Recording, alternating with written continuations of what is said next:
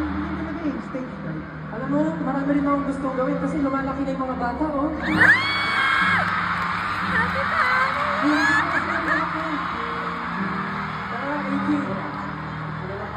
Kahit ano mangyari, kahit ano pang maabot natin, isa lang ang gusto namin sabihin sa inyo. 18! Salamat!